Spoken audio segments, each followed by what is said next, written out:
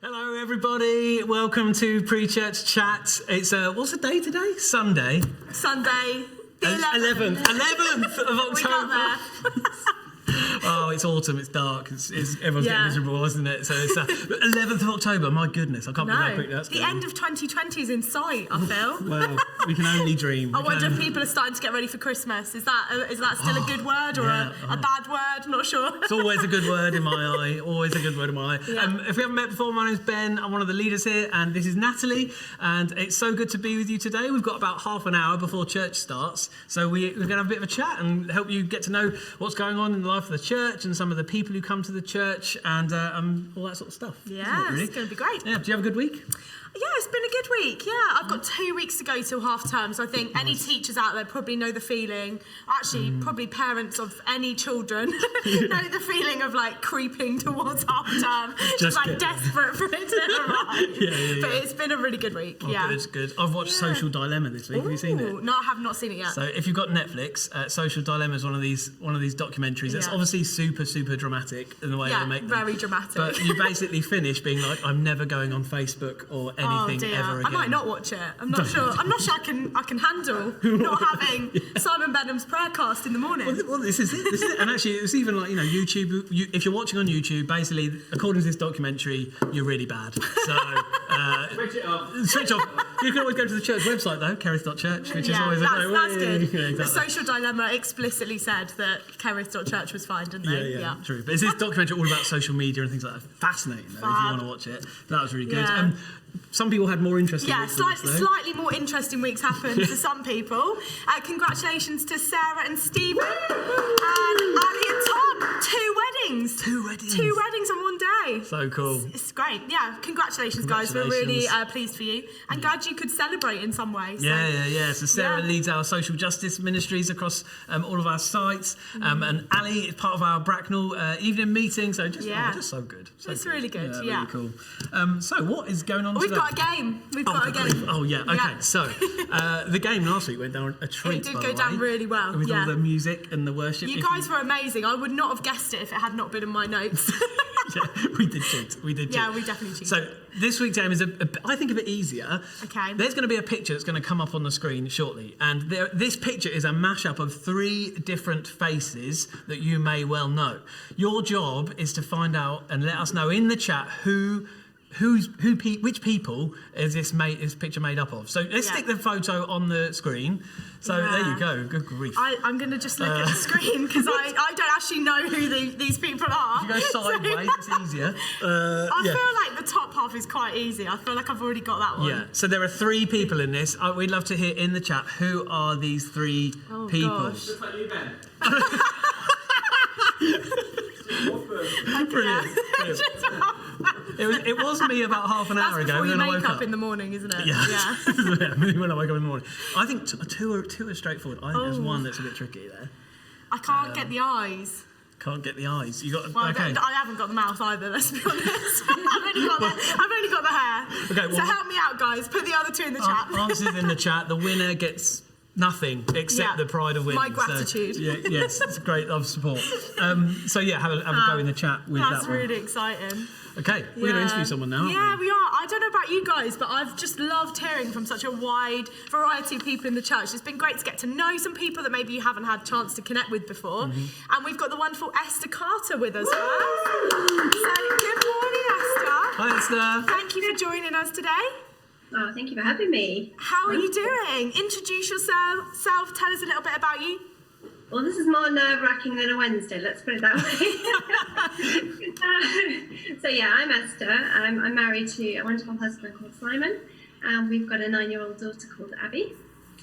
We've been in the Bracknell area since 2003 when we moved to Wokingham, and we've been a part of Kerith since 2005, so 15 years. So wow. And we're just really grateful to call Kerith our home church and be involved in this community. So yeah. So 2005 you came to Kerith, but do you want to tell us your story of faith? How did you become a Christian, and tell us a little bit about that? Yeah, so I was privileged. I grew up in a Christian family, so God and the Christian faith were always a real part of my life, really, from a very young age. My parents tell me that I first decided to follow Jesus when I was 3, but I don't remember that at all. But when I was 15, I recommitted my life to Jesus, and as a consequence, I was water baptized and then also spirit baptized, and that became a really defining part of my life, really defining moment when I felt God was just giving me ideas of what he wanted me to do with my life and vision for the future and who I was and what he created me to be. So that was a really defining part of my life. And some of that stuff that he spoke over me then is still being worked out today and is part of my story today, which I just think is fascinating, that God can tell you something 30 odd years ago and it can still be relevant today, So, yeah. That's brilliant. So I've always been around church and faith, always been so grateful that God's in my life through all the ups and downs. To have God by your side as Almighty God and Father is just such a wonderful thing, isn't it? So, yeah. Amazing. That's brilliant. You've already mentioned about Wednesday, but Wednesday you help out with Encounter, don't you? You lead Encounter. Do you want to tell us a little bit about that? Yeah, so Encounter's just a group that meet during the week for Bible study predominantly and worship and prayer. It was a group that was set up many years ago by Ben Davis. And then when he decided to leave 2 years ago to go to Wales and get married and start a new life, there was this big question about who would lead Encounter. It had grown by then. It was much bigger numbers, and we were in the Kerith auditorium, and it had become a real lifeline to a lot of people. Yeah. And there was this real question of what was going to happen, what was going to fold or not. Yeah. And then out of the blue, I got a telephone call from Simon Benham asking me whether I'd consider leading it. And to say I was bowled over is an understatement. Never expected that at all. But I knew it was the right thing to do. And I knew God was saying, this is for you. So I gingerly stepped in and been leading Encounter since for the last 2 years. Wow. It's just an opportunity to get together in the middle of the week, to have that space and that time to just stop and find time with God, time to read the Bible, time to meet together as Christians, and just have that pause button. Stop in our week, really. Something I noticed, certainly like before lockdown, when I'd see Encounter sort of happening here in the Kerith Centre in Bracknell, is that you guys would have food first, right? You come and definitely. And there's this like banquet laid out every week. It's all about the food. And you have no idea how much we're suffering in lockdown. So different at the moment. All these people are missing out. But there's something really nice about it, because it's middle of the day, isn't it? And so there's it happens in the middle of the day. People come in for their lunch, and there's a real sense of like community about Encounter, isn't there? Of like real sort of serving and loving one another. Can you tell us just like how important that is to Encounter? Because you say it's a Bible study, but I also see that community element of it as well. Can you tell us a little bit about that element of things? I think it's so essential. I mean, at the beginning of the year in January, which seems a very long time ago, I felt God give me 2 words for Encounter this year, and the first one was community, about just building that culture and that environment where people feel valued, feel appreciated, feel that they're heard and they're seen for who they are. And then the second word was grounding, that we would be constantly grounded in the Word of God, that we would be speaking truth into people's lives that would help them to become everything that God's created them to be. So they were the words that I gave, and community's been a tricky one this year. You went all guns blazing and back in February thinking, well, how are we going to do this? And then March we were in lockdown, so it's been tricky. But we've tried to adapt. We hold meetings on Zoom now. Over the summer we took an intentional break from preaching, and we just did community. We did socials, we had quizzes, we had different people sharing their life stories each week, which is just brilliant to find out the story behind the faces, some of the people that we know really well, but then we still don't really know them. So that was just awesome to get to know people. And we have regular testimony weeks where we find out what God's doing in people's lives. And it's all this attempt to build community so that we know each other, that we're not just attending a meeting, that we're actually doing life together a little bit. That's something that's really important and challenging going forward as well, knowing that we're not just tiding over until we finally get back to the Kerith. This is it for the moment. So how are we going to continue to build on that community that we've already got, and strengthen that and cause it to be a lifeline to people during this time, I guess. It's really encouraging, isn't it? Just, I think some people probably feel like they're waiting, like you've just said, for church to get started and get in, and it's just an encouragement for people to do something in the waiting. So true. Yeah, that's really encouraging. So you said it's on Zoom, but it's also like being put onto Facebook as well, right? The meeting's on Facebook, and before we finish the interview in a bit, we'll ask to make sure we know everyone knows how to get onto all of that. But have you got any good stories from people from Encounter, whether during this time, or how's it impacted people? Yeah, I was thinking a bit about that. I'd say there's 3 things that stood out for me. One was a lady who came and she said that Wednesday's her oasis, her Sabbath. It's a day to stop, and she comes to Encounter, and I just thought that was really precious. Yeah, that's really important. At the moment with the virtual, we've got a lady in Cyprus who connects every week who wouldn't be able to come physically. But because we're virtual, she can join us every week, and it's been really great to know her, get to know her as well, all the way in Cyprus, especially when she's going for a dip in the pool afterwards. It's like, that's the dream. We don't need to hear about that, Esther. We don't need to hear about all those people being able to do that right now. That's good. And the third one was a guy who came, and he came because of a family member. He wasn't really interested, had nothing to do with God. He came because of a family member. And we just welcomed him, and he started getting involved in the team and helping out, and ultimately gave his life to Jesus. And that one was so special to me, because I felt God saying to me, you create the culture, you build on the culture and the environment, and I'll do the rest. It's so important that we create, which Kerith does beautifully anyway, this whole loving God, loving people, and helping people find their way back to God. We create the environment and the culture, and God does the rest. Of course. So, I think amazing stories. Yeah, really good stories there. I think there's I think they were in a really unique opportunity as well, because there might be lots of people in everyday life before lockdown where people might not have been able to come because of work commitments and things like that. But actually, if it's middle of the day online, it might be something that people can come to in their lunch break and things like that. And you just don't know the people you're going to reach now, right? It's amazing. And we try and keep it to roughly about an hour, depending on how much we chat, so that if people have got an hour's lunch, they can connect for most of it, or if not all of it. And that was always the vision, that it would be for shift workers, people at home, people who've got a long lunch break. It would be easily accessible. It wouldn't be too long, but it would be easily accessible to anybody who's got that little bit of space in the middle of the day. Really good. Really but cool. We do miss the food. I would. There'll be an Encounter banquet coming next year, I'm sure. The first one back is going to be so exciting, isn't it? I know. I'm going to need to book a day off work. I love that. Yeah, it's going good. So Esther, before we go, let us know how can we connect to Encounter? How can people engage with what's going on with Encounter and things like that? Okay, so there's various ways. We're on the Kerith website. We're on the What's On page. You can find us there on Wednesdays. We're under small groups. You can find us there and sign up there to get the links for the Zoom meetings. We're on Facebook, Encounter at Kerith Facebook group, which is a closed group, so you will have to have authorization to join. But that's where the live stream goes on a Wednesday, so that if you want to listen to it without coming into a Zoom meeting, you can listen there, and you can listen at a later date because the recording's there. The preachers go out into the podcasts, again on the Kerith website podcast page. Lots of ways to find us. If you look a little bit on the Kerith website, you'll find us. But our email is encounter@kerith.church. So any queries at all, that's the one to email to get some more information.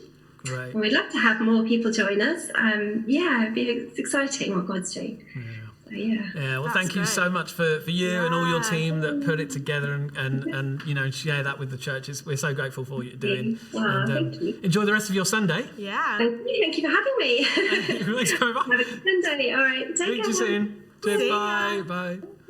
That's so encouraging. So I feel inspired now to get stuck into Encounter. I didn't realise you could access it after. Well, that's the thing, because I haven't been able to jump into Zoom calls, but I'm part of that group, and so I've been able to sort of dip into some of those meetings. It's really good. That's fab. Really cool. Well, we've had loads happening this week. I wonder if you joined us on Monday for our prayer night. It's just really excellent to kind of gather together and hear what's on people's hearts at the moment. And one of the things we prayed for was the Windsor venue, and Leon showed us around the Windsor space and where they usually would gather to worship. And we're going to watch a short video now, and he's going to show you a little bit more and update you on Windsor. Hi Kerith Windsor, hope you're well. There's some exciting news that I want to share. As of this week, we've officially got a venue again. And some of you will know that we are looking at taking over the long-term lease of the premises that we meet in on a Sunday. And that will not give us just access on a Sunday, but it just gives access throughout the week.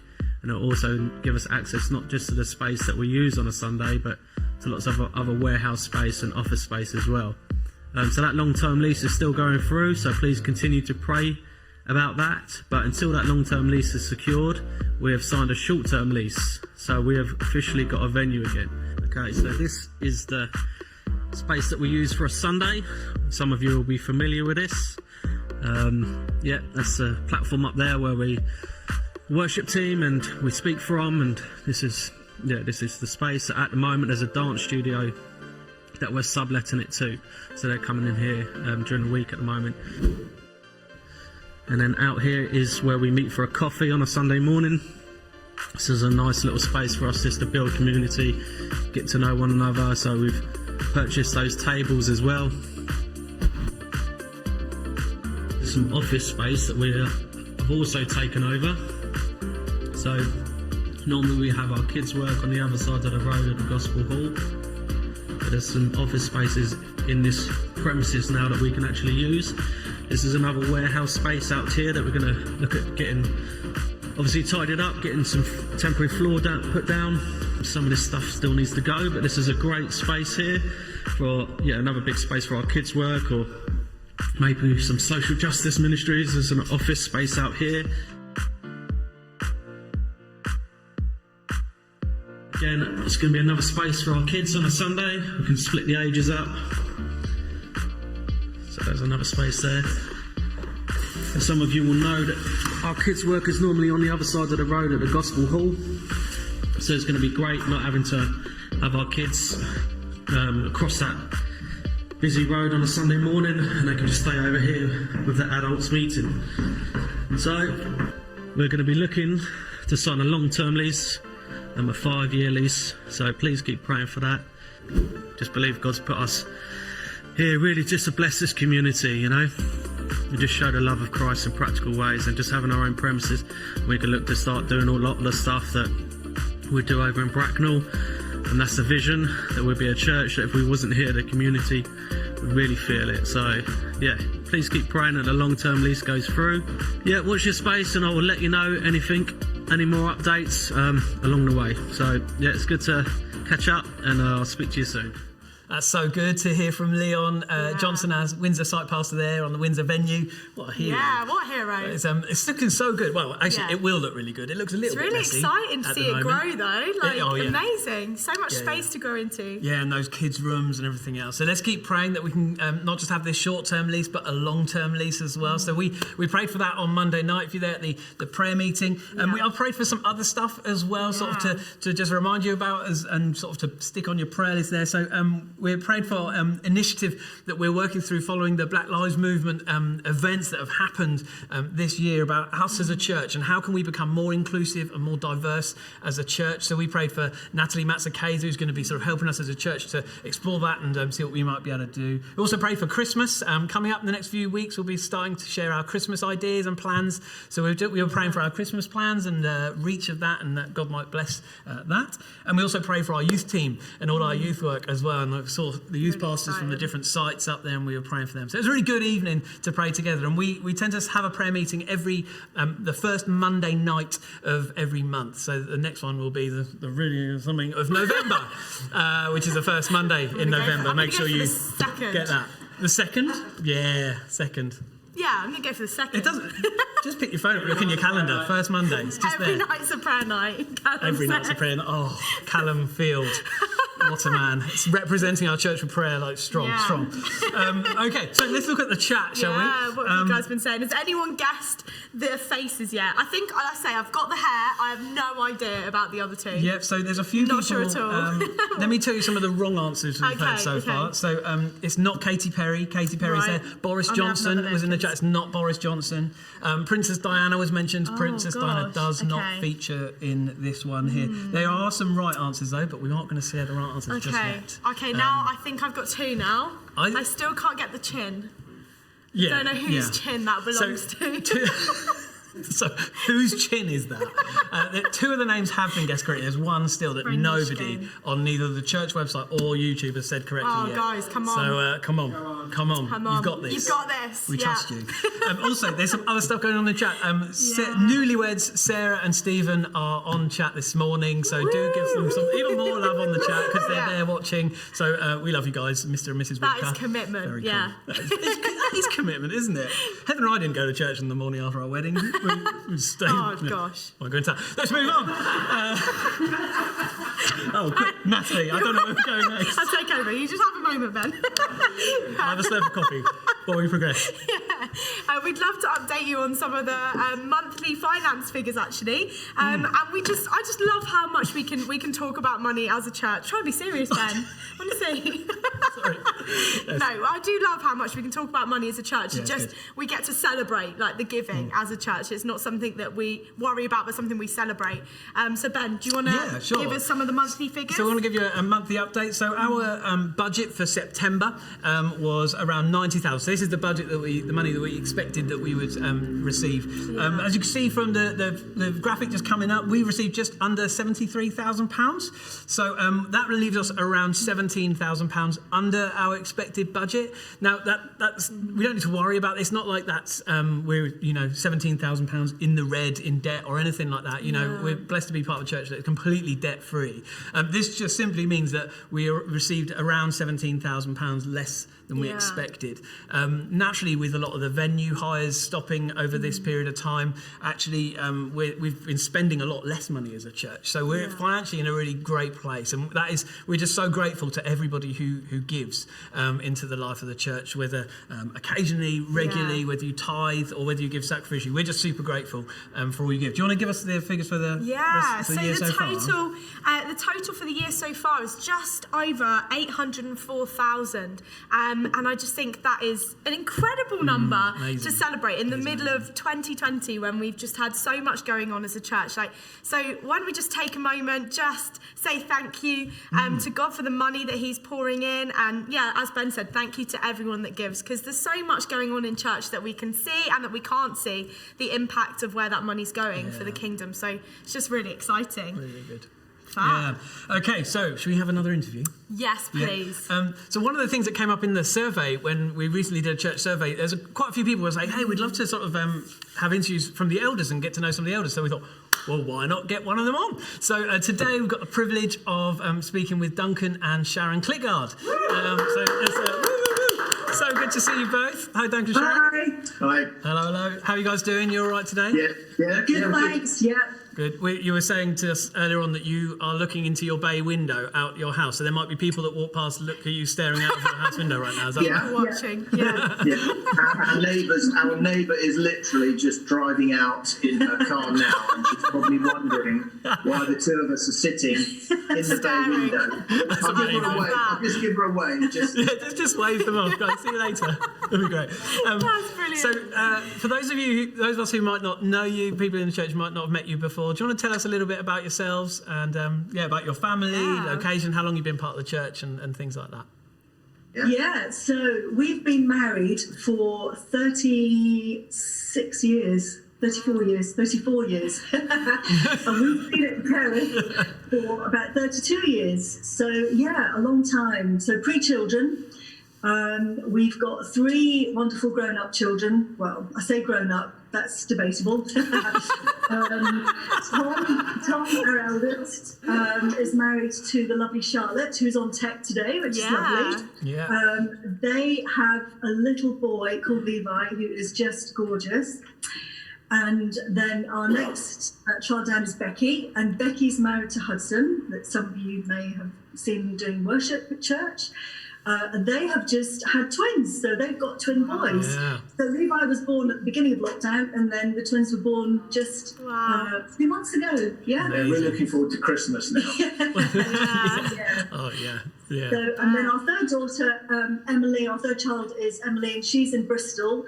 She was at uni there, and then decided to stay, and she works in Bristol. So yes, that's really exciting. our growing family. Amazing. Yeah. We as you said, Charlie is on tech today, and Tom is actually here with Levi in the building as well. Levi's got a very key role in the cameras.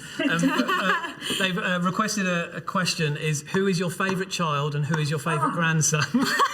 See, Tom always asks that. He asks that every time, doesn't he? And he also says, because he was the firstborn, then, you know, that's probably the safest answer, Very good. Especially as he's on tech. This, all the time in the car, everywhere we went, it'd be like, if one of them was being particularly quiet, they'd say, "Am I your favourite child?" And we'd say, "No, we love you all exactly the same." Very good. So good. Very good. Yeah. So, do you want to tell us how you became Christians and tell us your sort of story of your faith? Yeah. Shall I go first? Yeah. Go first. So I was brought up in a Christian home. My mum and dad are wonderful. So I think just kind of always grew up sort of knowing who God was and that Jesus had died for us and that we could have that relationship with Jesus. But then when I got to about 14, that was kind of a crux time for me. And I just felt we'd gone on I think it was like a youth evening event in Edinburgh. And I just remember the guy talking about being hot or cold for God. And that was a kind of pivotal moment for me in just making that decision for myself and not really, just kind of riding on my parents' faith. So I really, that was a time that I would have said I gave my life to God. And then got baptised, and then fast forward, came down to London to work. Well, I was in Edinburgh first at college, came down to London to work, and then met Duncan at Gold Hill Baptist Church. So, that's where we met. Yep. So, that's kind of my story. Mine's slightly different from that. So my parents, lovely parents, were brilliant with me and my sister, but we never really went to church apart from Christmas and Easter. And I think into my teenage years, I started almost asking myself the alpha question before there was alpha, which was there's got to be more to life than this. And so me and a friend of mine started attending a C of E church where my parents lived, and then we started going along to Gold Hill Baptist Church because they had a big youth fellowship there. And I think when I was about 16, I sort of made that decision to follow Jesus, to start that journey. So I hadn't had any of that up until that point in my life, but sort of having met the people, seen the change in some of their lives, I thought, this is what I'm looking for. This is what my life's about, really. And so I started my journey then, and as Sharon said, sort of met Sharon probably a few years later. So 19, when did we meet? 84, something like that. So wow. Sharon was only 3. That's brilliant. Cool. So Duncan, you're one of the elders of the church here. Do you want to just tell us, really, I guess, what is an elder? What do you guys do? And tell us a little bit about what that looks like. Yeah, that's I was thinking about this question. I thought I could go through a lot of theological sort of discussions about what is an elder. But actually, I think what people really want to know is, hey, what do we do? What do we do as elders? And so there are 4 of us. There's myself, Simon Benham, Ben Oliver, and Ken Bothamley. And we're 4 elders. We meet every month. So we normally meet in someone's home, have a meal together. But over Zoom, over this time, over lockdown, we've been meeting via Zoom. It's really good. It's like a little mini life group in some respects. So we build friendship. So we have great opportunity just to pray with one another, build friendships together.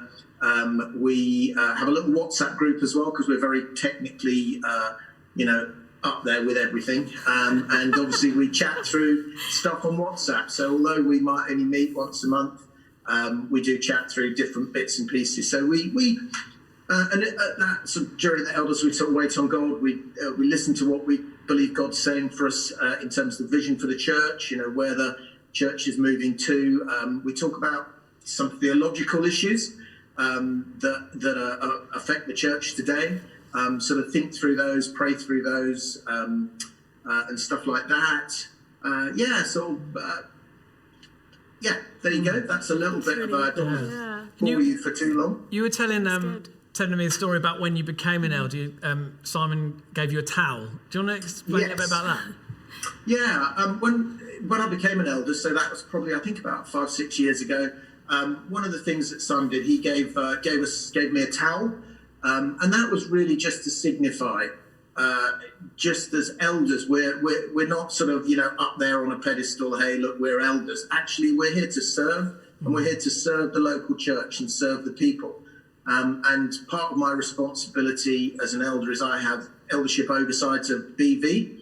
And part of that is just to get alongside Heather, get alongside Jackie, support them. And obviously when we were meeting, just be available to, pray with people, be there if there's any issues or stuff that needs to be looked at, sorted out, and stuff like that. But really it is this, Jesus was this amazing servant and washed the disciples' feet, just as an expression of, hey, this is our King Jesus, but actually he came to serve people. And that, for me, is what eldership, for me, is about. It's about serving the local church and serving people.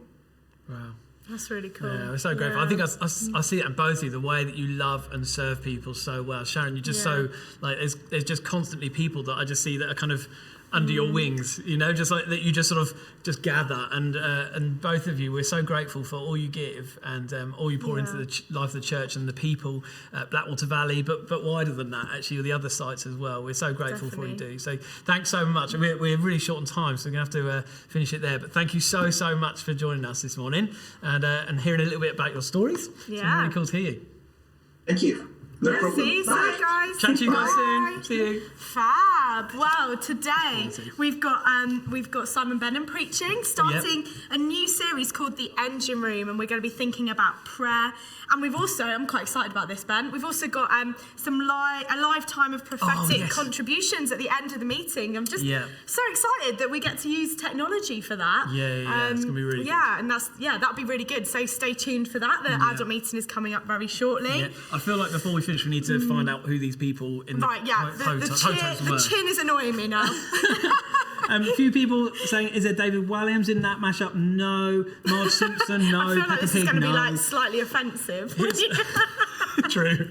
Here they are. So the first one that was on that photo was the obvious one. The Queen.